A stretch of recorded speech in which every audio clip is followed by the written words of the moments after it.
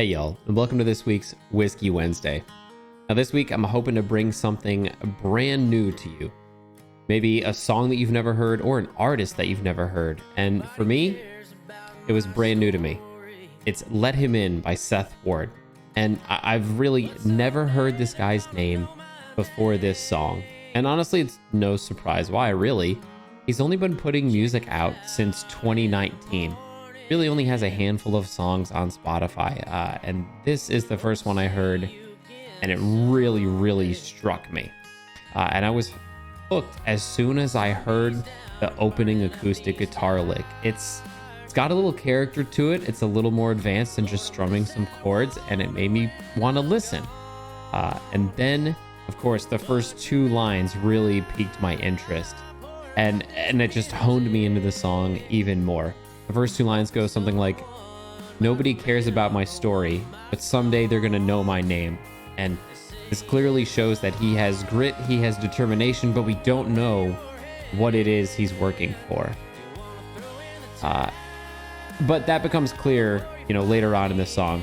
But as he sings those lines, the gravel in his voice comes out just enough to let you know he's got a great voice, he knows how to use it. So, as the song progresses, you realize he's singing about touring and making music and playing music and the process of building his musical career with his band. And the first verse talks about how he's leaving his hotel room, going to the venue, thinking about his girl, right? He knows that he's out on the road and not at home. He's making that choice. As he moves into the chorus, he talks a little bit more about how he characterizes the feelings of wanting to quit. He knows he hasn't made it yet. And sometimes throwing in the towel just maybe seems easier, but he actually characterizes it as the devil trying to kind of get into his soul and tell him to quit. And, I think he's kind of saying, hey, this music is deep down in my soul. The devil's trying to get there, and I'm not going to let him in. I'm going to stand strong and keep doing and playing the music that I believe in. Now, heading into the second verse, he really lets us know that he is painfully aware about the trade-offs that he's making as he's out trying to build his music career. He knows that he's picking the road and hotel rooms over being at home with his girl. And it's kind of sad to hear him say, but he's like, at the end of the day, I just hope I'm not doing too much damage. I hope I'm not doing too much harm. And, building a career like this is a tough one. It causes you to be away from your family. And it is kind of a party atmosphere. So it's hard to say like, bye-bye wife, I'm going to go and drink and perform and kind of have fun in a sense, while maybe she's holding down the fort at home. So it is a huge sacrifice. So as he moves into the bridge, I actually thought the solo in this song was a little generic sounding. Like I like the solo section as far as the notes and the rhythm and the melody, but I thought the guitar could have used an edgier tone to match Seth's voice a little bit better and kind of the tone of the song a little bit. It came off a little bit muted. But I will say, I love the outro to this song. The lead guitar playing some kind of solo-y sections kind of gives way to Seth holding out the word soul, like singing it. And then that transitions right into the same acoustic guitar lick that they played at the beginning of the song. And it was just such a perfect outro to it, to go from the rockier version using his voice as the transition.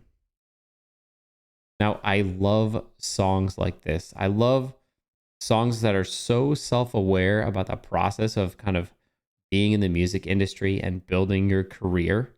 And they're aware of what it takes to make it and the sacrifices. And maybe more so, like, they're aware that they don't have a big following of people or a lot of fans. So people may not even be listening when they play. They're just a bar band for the longest time.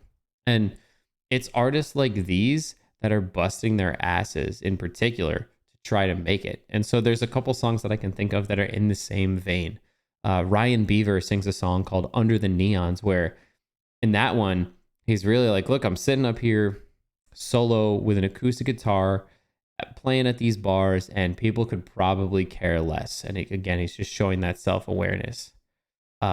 Josh Grider, on the other hand, sings a song called White Van, where, okay, he's starting to make it, he's starting to tour, but he doesn't have an RV, he doesn't have a Sprinter, he's just throwing gear into the back of a white van, kind of schlepping it from show to show, barely having enough gas money to get by.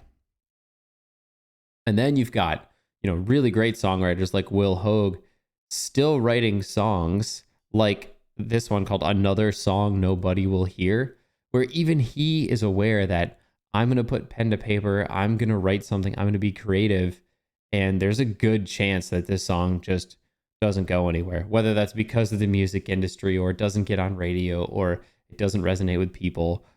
It could just live and die right then and there. But it's artists like these who win over fans one at a time. And Seth Ward won me over with this one. Let him in. I think it's really, really great. And Seth, if you just happen to be watching this video, you're welcome to come on the show and I'll share your story, much like the first line of the song says, nobody cares about. We do here at Daily Texas Country. So that's it for this week's Whiskey Wednesday. Y'all take care.